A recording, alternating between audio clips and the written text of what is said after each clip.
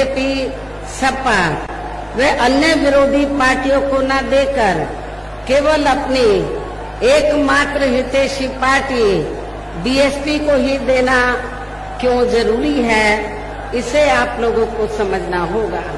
हालांकि इस संदर्भ में आप लोगों को ये मालूम है कि आजादी के बाद शुरू में काफी लंबे समय तक केंद्र व उत्तर प्रदेश सहित देश के अधिकांश राज्यों में भी कांग्रेस पार्टी की ही अकेले यहाँ सरकारें रही हैं, किंतु इनकी गलत नीतियों एवं गलत कार्य प्रणाली की वजह से ही अब ये कांग्रेस पार्टी केंद्र व काफी राज्यों के साथ साथ यहाँ उत्तर प्रदेश की भी सत्ता से बाहर हो चुकी है।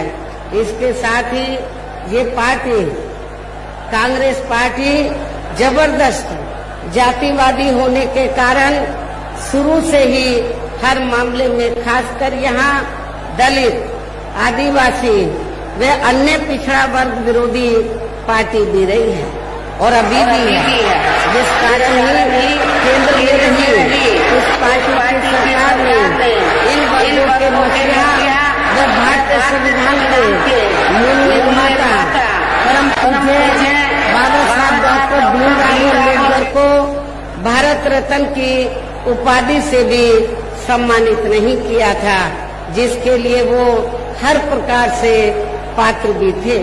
इतना ही नहीं बल्कि इनकी मूवमेंट को आगे बढ़ाने के लिए अपनी पूरी जिंदगी समर्पित करने वाले मान्यवर श्री कांशीराम जी के देहांत होने पर भी केंद्र में उस समय इसी कांग्रेस पार्टी की रही सरकार ने उनके आदर सम्मान में एक दिन के लिए भी राष्ट्रीय शोक घोषित नहीं किया था, तथा न ही इस पार्टी की रही सरकार ने पिछड़े वर्ग की आरक्षण संबंधी मंडल कमीशन की रिपोर्ट को भी लागू किया था, जिसे फिर बीएसपी ने अपने कड़े संघर्ष व अथक प्रयासों से केंद्र में रही श्री बीपी सिंह की सरकार से ही लागू कराया था।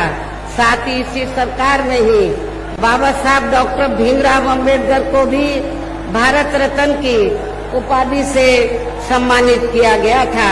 लेकिन अब केंद्र व अधिकांश राज्यों की भी सत्ता से बाहर होने पर यही कांग्रेस पार्टी खासकर दलितों, आदिवासियों व अन्य पिछड़े वर्गों के वोटों की खातिर आए दिन किस्म किस्म की नाटकबाजी करती रहती है, जबकि इन वर्गों के वे अन्य और मामलों में भी इस पार्टी की सच्चाई तो ये है कि कांग्रेस पार्टी जब सत्ता में आसीन होती है और इनके अच्छे दिन होते हैं तो तब इस पार्टी को इन वर्गों का विकास व उत्थान आदि याद नहीं आता है, तथा न ही इनको महिलाओं की भी भागीदारी याद आती है और न ही इनको किसानों का कर्जा 10 दिन में माफ करने का याद आता है।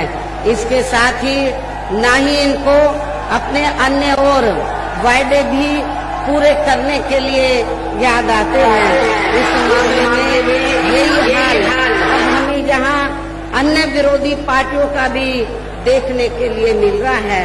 इतना ही नहीं बल्कि इस पार्टी के बाद खासकर यहाँ सपा व बीजेपी आदि की बनी सरकार में भी यूपी की जनता अधिकांश मामलों में काफी ज्यादा दुखी रही है। सपा की सरकार में तो ज्यादातर यहाँ गुंडों, बदमाशों, माफियाओं, अराजक तत्वों व सरेआम लूट खसोट करने एवं दंगे फसाद आदि कराने वालों का ही राज रहा है, जिसकी खास वजह से ही इस सरकार में हमेशा यहाँ तनाव की स्थिति बनी रही है। प्रदेश में विकास के कार्य भी ज्यादातर यहाँ एक विशेष क्षेत्र व एक विशेष समुदाय के लोगों तक ही सीमित होकर रह गए हैं।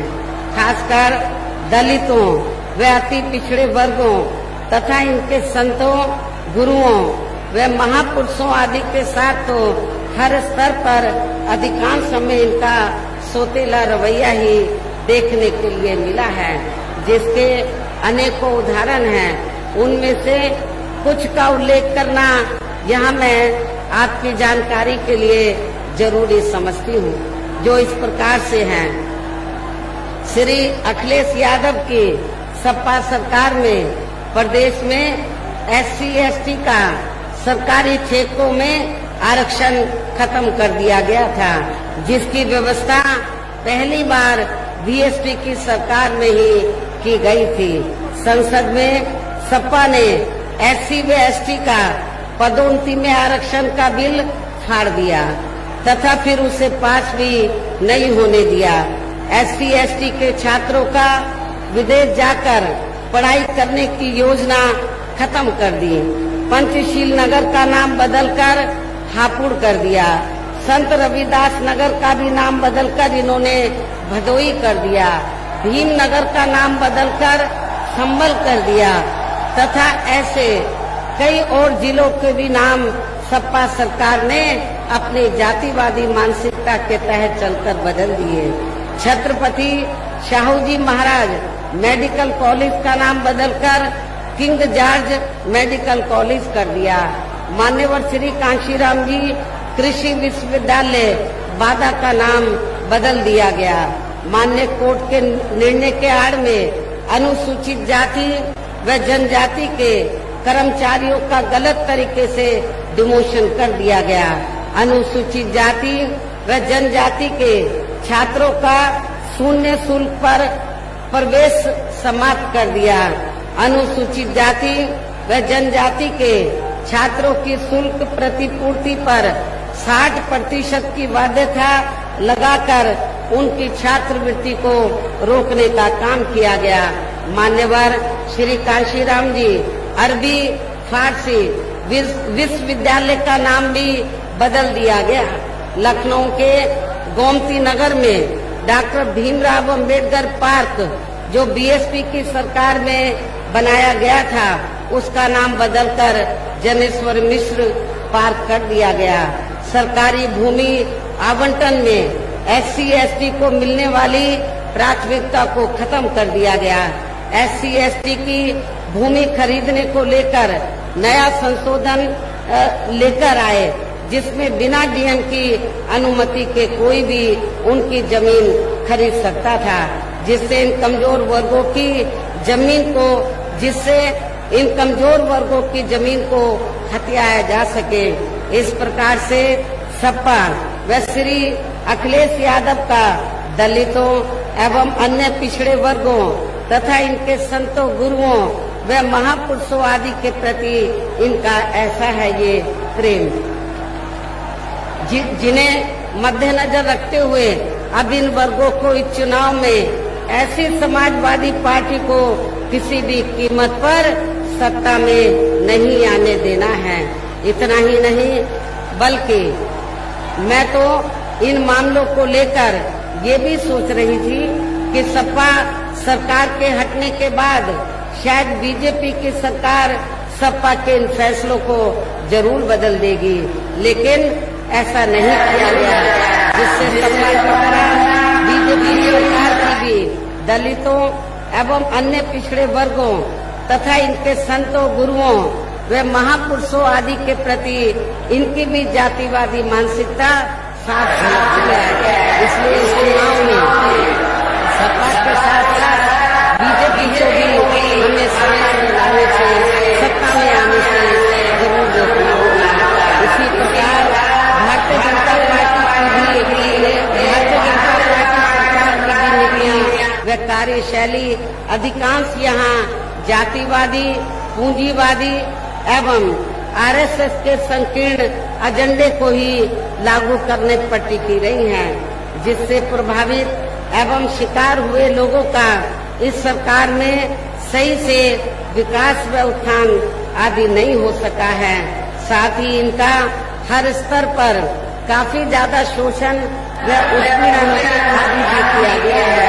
धर्म के नाम पर हमेशा नफरत आदि का वातावरण बना रहा है। प्रदेश में अपराध भी काफी ज्यादा बढ़े हैं, खासकर दलित, अकलियत व महिलाएं आदि भी इस सरकार में कतई भी सुरक्षित नहीं रही हैं, लेकिन मीडिया में इनके सही आंकड़ों को अधिकांश दबा दिया जाता है। इसके गरीबों, मजदूरों, बेरोजगारों व अन्य लोगों के साथ साथ दलितों, आदिवासियों, अन्य पिछड़े वर्गों, मुस्लिम व अन्य धार्मिक अल्पसंख्यक समाज के लोगों के हित व कल्याण के लिए वर्षों से जो भी यहाँ सरकारी योजनाएं चल रही थी, तो उनका भी इन्हें वर्तमान भाजपा सरकार में सही से लाभ नहीं मिल पा रहा है। साथ ही दलितों व पिछड़ों को भी अब आरक्षण का पूरा लाभ नहीं मिल पा रहा है, क्योंकि इन्होंने बड़े बड़े सरकारी कार्य ज्यादातर प्राइवेट सेक्टर के जरिए ही कराए हैं, जिसमें इन वर्गों के लिए आरक्षण की कोई भी व्यवस्था नहीं है। सरकारी नौकरियों में भी इनका आरक्षण का कोटा पूरा नहीं किया गया है। मुस्लिम व अन्य धार्मिक अल्पसंख्यक समाज के लोगों के साथ तो बीजेपी की सरकार में अधिकांश यहाँ पक्षपात वाला रवैया ही अपनाया गया है। विशेषकर मुस्लिम समाज तो इस सरकार में सबसे ज्यादा दुखी रहा है। इतना ही नहीं, बल्कि इस बार बीजेपी की सरकार में अपर कास्ट समाज में से प्रबुद्ध वर्ग भी और प्रबुद्ध वर्ग में से खासकर ब्राह्मण समाज भी हर मामले में अपने आप को काफी ज्यादा उपेक्षित महसूस करता रहा है। इसके अलावा इनके गलत आर्थिक नीतियों के कारण यहाँ गरीबी, बेरोजगारी व महंगाई आदि भी काफी ज्यादा बढ़ी है। खासकर चुनाव घोषित होने से पहले तो डीजल, पेट्रोल व रसोई गैस आदि की आए दिन बड़ी कीमतों ने भी जनता की काफी ज्यादा मुश्किलें बढ़ाई हैं, और ऐसा लगता है कि चुनाव खत्म होने के बाद पुनः इनकी कीमतें बढ़ा दी जाएंगी। इसके साथ साथ उत्तर प्रदेश सहित पूरे देश के किसान भी केंद्र सरकार की गलत नीतियों के कारण काफी ज्यादा दुखी व परेशान रहे हैं और अभी भी हैं। साथ ही प्रदेश में बेरोजगार लोगों को रोजगार नहीं मिलने के कारण ही ज्यादातर इनको इस सरकार में भी पलायन करना पड़ा है। इस प्रकार से इन सभी विरोधी पार्टियों की रही सरकारों में शुरू से ही यहाँ यूपी की जनता काफी ज्यादा दुखी व परेशान रही है। विशेषकर कोरोना महामारी के दौरान तो इन सभी की हालत और भी ज्यादा खराब हो गई है। ऐसे में इन सभी विरोधी पार्टियों की रही सरकारों से निजात पाने के लिए अभी चुनाव में यह प्रदेश की जनता को अपनी एकमात्र हितैषी पार्टी बहुजन समाज पार्टी की ही सरकार बनाना बहुत जरूरी है, जिसने अपने चारों रहे शासनकाल के दौरान बिना पक्षपात व भेदभाव आदि के यहाँ कमजोर एवं उपेक्षित वर्गों के साथ साथ सर्व समाज में से गरीबों, मजदूरों, बेरोजगारों, किसानों, व्यापारियों, कर्मचारियों, वकीलों एवं अन्य मेहनतकश लोगों के साथ ही युवाओं, छात्रों, महिलाओं व बुजुर्गों आदि के भी विकास एवं उत्थान के लिए अनेकों ऐतिहासिक व महत्वपूर्ण कार्य किए हैं, और इस बार भी सरकार बनने पर वो सभी कार्य फिर से शुरू किए जाएंगे। और खास तौर से मैं बेरोजगार नौजवानों को ये बताना चाहती हूँ कि जब 4 बार मेरे नेतृत्व में सरकार बनी तो आप लोगों को बड़े पैमाने पर रोटी रोजी के साधन मिले, लेकिन उसके बाद से आप लोगों की उपेक्षा की गई है। और जब बीएसपी की सरकार बन जाएगी तो बीएसपी की सरकार बनने पर इस बार बेरोजगार नौजवानों को रोटी रोजी के साधन जरूर दिए जाएंगे, ये भी मैं आप लोगों को विश्वास दिलाना चाहती हूँ। इसके अलावा बीएसपी की सरकार में ही दलित एवं अन्य पिछड़े वर्गों में जन्मे अपने महान संतों, गुरुओं व महापुरुषों आदि को भी विभिन्न रूपों में पूरा आदर सम्मान दिया गया है और आगे भी इनके सम्मान में कोई कमी नहीं आने दी जाएगी। प्रदेश में विशेषकर गरीबी व बेरोजगारी आदि को दूर करने के लिए इस बार भी जरूरी कदम उठाए जाएंगे। साथ ही किसानों की भी किसी भी मामले में किसानों को भी किसी भी मामले में निराश नहीं होने दिया जाएगा। इसके अलावा आपके कानपुर मंडल की जो भी यहाँ स्थानीय समस्याएं होंगी तो उन्हें भी दूर करने का पूरा प्रयास किया जाएगा। इसके साथ साथ केंद्र व यूपी सरकार के भी विवादित नियमों व कानूनों को यहाँ लागू नहीं किया जाएगा। इसके साथ ही बीएसपी की सरकार बनने पर यहाँ बीजेपी व सपा आदि के शासनकाल की तरह कानून व्यवस्था को किसी भी कीमत पर खराब व लचर नहीं होने दिया जाएगा। मेरी सरकार में उन्नाद की तरह हमारे दलित वर्ग की बहन बेटियों को तो 2-2 महीने उनकी हत्या करके गड्ढों में नहीं गाड़ने दिया जाएगा। जैसे उन्नाव में आप लोगों को ये घटना देखने के लिए मिली है तथा हर स्तर पर यहाँ कानून द्वारा कानून का राज ही कायम किया जाएगा। जाति व धर्म के आधार पर यहाँ लोगों का किसी भी प्रकार से शोषण व उत्पीड़न आदि नहीं होने दिया जाएगा, जैसा कि वर्तमान भाजपा सरकार में हो रहा है। खासकर कानून व्यवस्था को बेहतरीन बनाने के लिए विशेष अभियान के तहत व दलगत राजनीति से ऊपर उठकर यहाँ गुंडों, बदमाशों, माफियाओं व अन्य आपराधिक एवं अराजक तत्वों को भी जेल की सलाखों के अंदर भेजा जाएगा।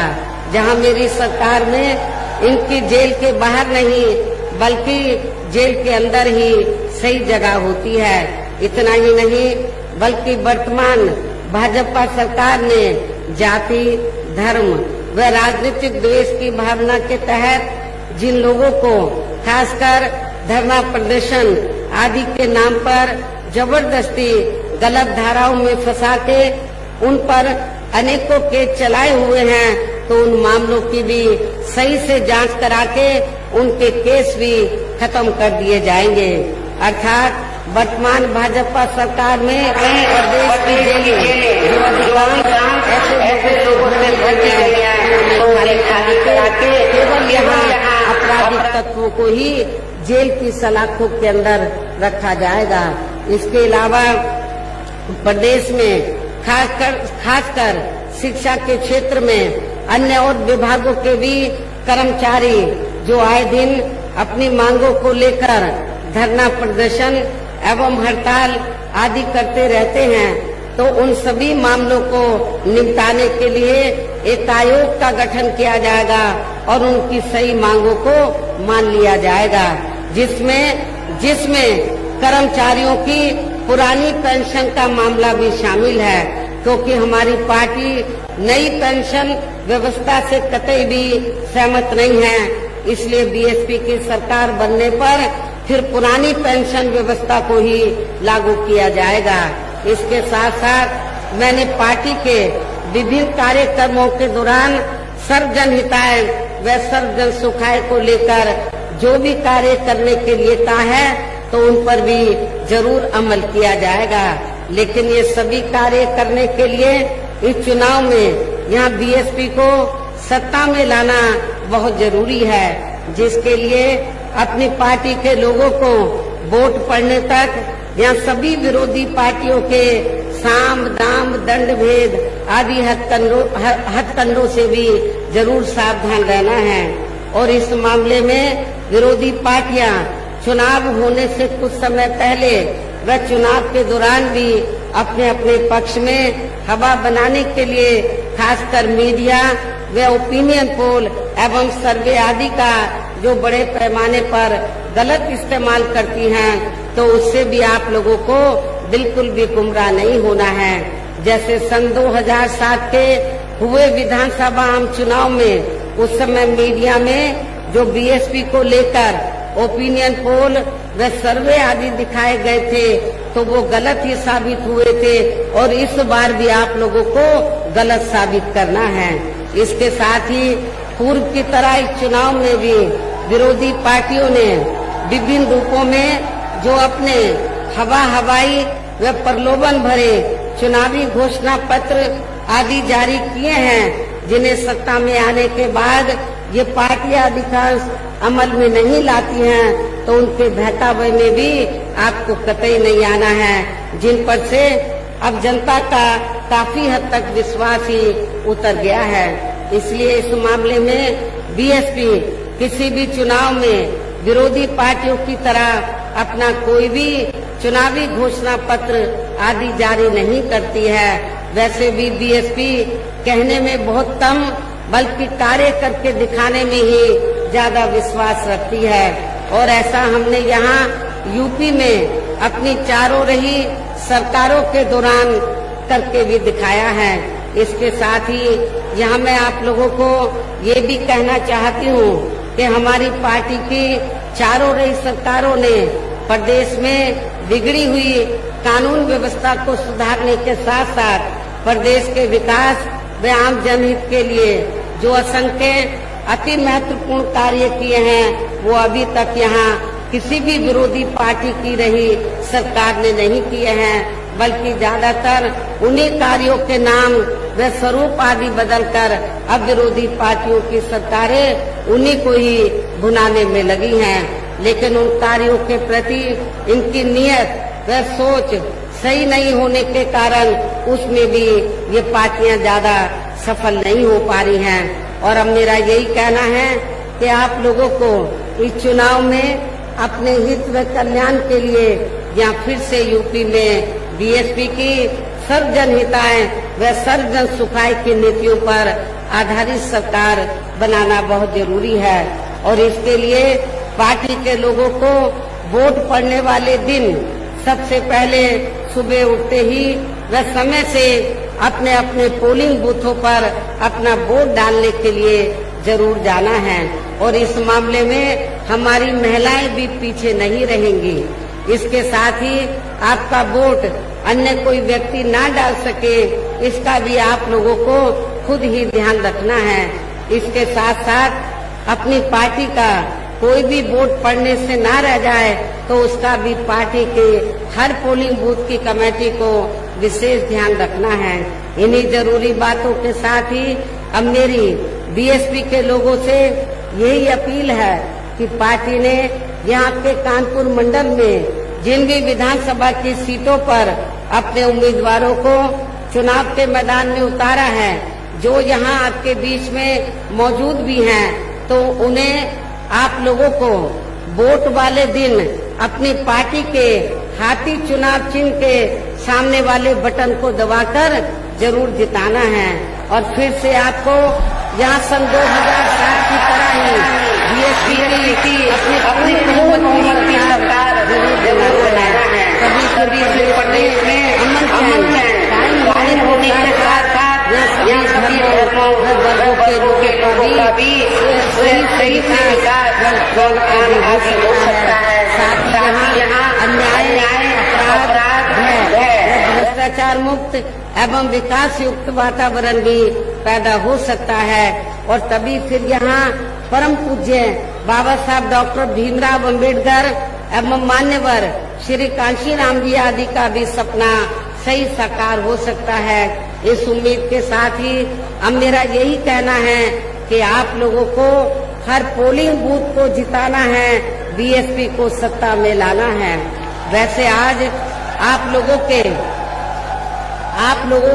इस अपार जोश को देखकर ऐसा लग रहा है कि आप लोग इस बार जो यूपी में विधानसभा के आम चुनाव हो रहे हैं, अपनी पार्टी को जरूर सत्ता में लाएंगे और अपनी बहन जी को 5वीं बार यूपी का मुख्यमंत्री जरूर बनाएंगे। इस विश्वास के साथ ही अब मैं पुनः अपनी पार्टी के सभी उम्मीदवारों को जिताने की पुरजोर अपील करते हुए अपनी बात यही समाप्त करती हूँ। जय भीम, जय भारत।